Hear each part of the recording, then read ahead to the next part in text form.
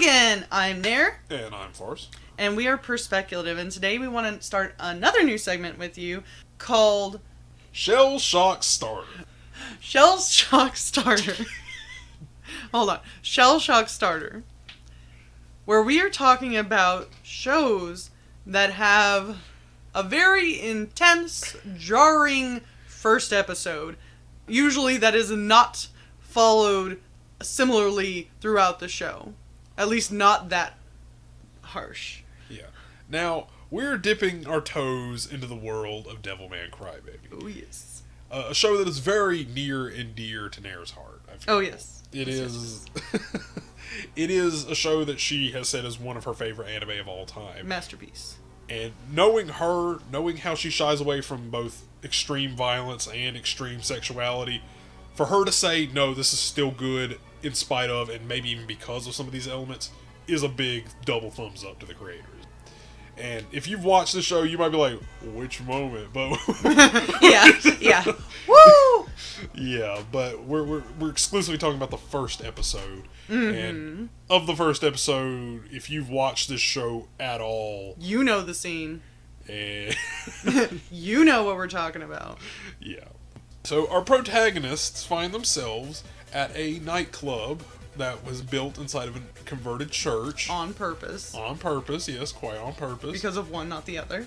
And there may be some scantily clad female bartenders who may or may not also dance on the side to pay their way through college. But that's not what's jarring here, folks. No. Again, if you've ever watched this show, if you've ever even glanced this show, you know the scene we're referring to. But it's where one of these women approach the protagonist, and how do I even begin to describe what happens?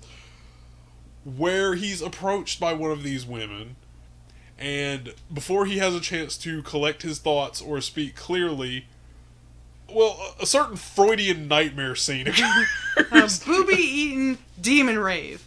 That's what happens. Yes. Lots of death. Lots of terribleness. Really fast. And he does not know what is going on. But the other guy planned this shit. So he does. And it is crazy sauce. When I started watching this... Okay, background. Farce told me about this show, told me that it was one of those shows that had been around for a long time, had a bunch of different versions out there, and I thought I probably wouldn't get it. It would probably have a lot of references, some nods to different versions of it, be played out. Oh my god, it was not. And so I got to this episode in this scene, and this is a scene you have to get through to get the rest of the show. Not just because it's the first episode, but because it is... Like we said, it is jarring. It is the shell shock starter. And the whole time, I was just like, what the fuck am I watching? No. What the fuck am I watching? And I'm just, staring at the screen, just like, what?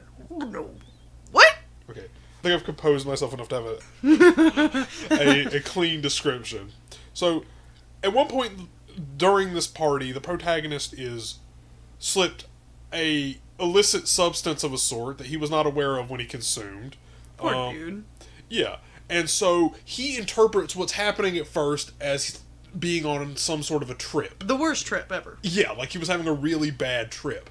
And it takes him a very pronounced moment to realize that this is actually happening in real life. This is not simply a psychoactive dream, but that he is actually about being attacked by, and I wish there was a more eloquent way for me to say this, a evil demon booby monster that nearly rips his head off. I feel like the audience also thinks they are on a bad trip. Right. Until they realize, wait, this is actually the show. Am I going to continue watching this? I can't change the channel. What is happening? Yeah, that adult rating is not a joke. That M rating is not a joke. Not. Do not. Not a question, not a maybe, no. Do not let your children watch this. Oh my god. Don't let them be in the house while you watch this. If there is a child in the house, just put on Barney and give up. Because trust me, there's no way you're going to finagle this into anything other than trauma. So, Oh my god, oh god, such bad trauma. So bad. wasn't even talking about when I was talking about a Freudian nightmare, you don't understand.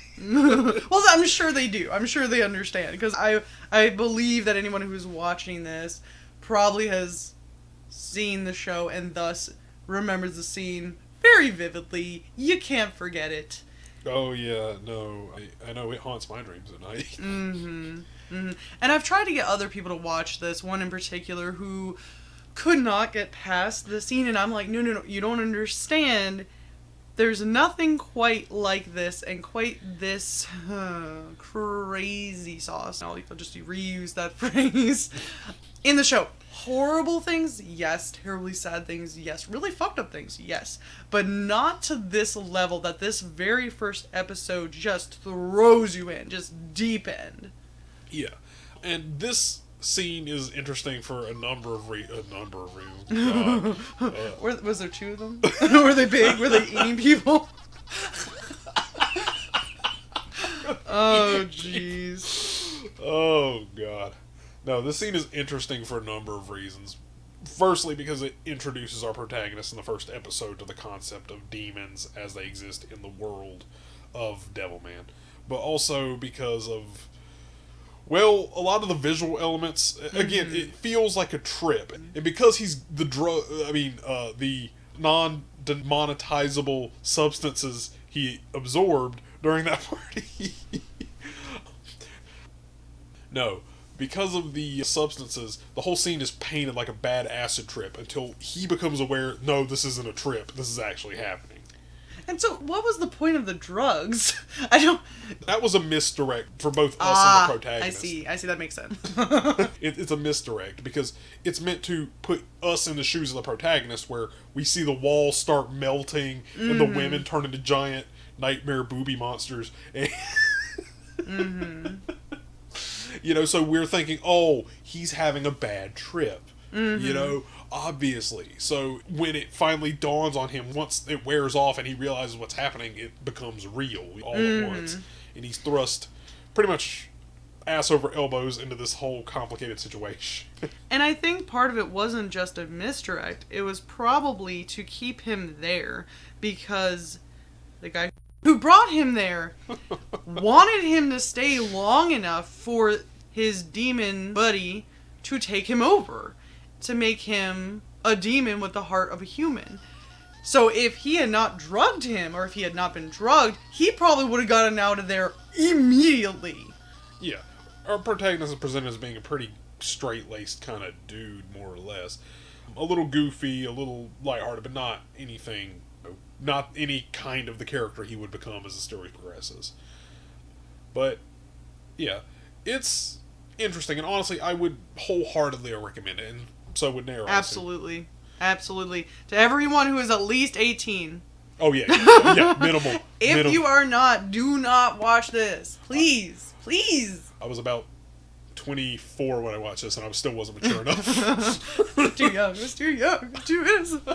Everybody's too innocent, people. Oh, God. And it is such a beautiful, dark, haunting, amazing show. It is literally a 10 out of 10 for me, and I have maybe 3 10s in the almost 200 anime that I've watched. It's honestly a very good show, and honestly, I could do a whole separate video on why you should watch if we ever get around to making something like We're that. planning on it eventually. This is just about the first episode, though. Yeah, eventually, probably a why you should watch, but it definitely got my attention in the first episode. I mean, it swung from like... I don't know what kind of life you have to have for that not to catch your attention. The whole show swings from like goofy, lighthearted shonen to, okay, now we're at a dark rave and there's all these naked ladies. Okay, now there's giant booby demon monsters eating people. Okay, there's a lot of variety of demons, okay? I know we keep bringing up the boobs. I know. But there's a lot of demons. But I feel like for men and gay women especially, that is probably a huge nightmare. Unless you're into that kind of thing, somehow. Yeah. It gets your attention, if nothing else. You understand, okay, this is going to be a trip. And they don't hide that from you. This is the first episode. They tell you right out of the gate, no. They don't trick you. Yeah. Like, here's violence, here's nudity, here's nightmare fuel, here the walls are melting. It's a weird, nightmarish mess, and I kind of love it. Like I said, you have to get past it, obviously, because it's the first episode, but you have to get over how messed up it is what you are seeing to get to the rest of the show to really appreciate all of it and how amazing and wonderful and just absolutely top tier premium it is, you know? Yeah. Other positive words. Yeah. We cannot heap enough praise on this show. If you have not watched it and you're over the age of 18 and, you know, aren't with YouTube, YouTube, this is a show about candy. Forget everything I said earlier. Shh, quiet. But I think that's everything we wanted to say. Yeah, I mean, it is definitely a shocker. Definitely a shell shocker starter there. And it's amazing. Appropriately so for such an amazing show. Yeah. Now, if you'll excuse me, I need to go talk to my therapist because this has dredged up some memories that I thought I buried 4 years ago. Oh my god. Thank you guys and have a good night.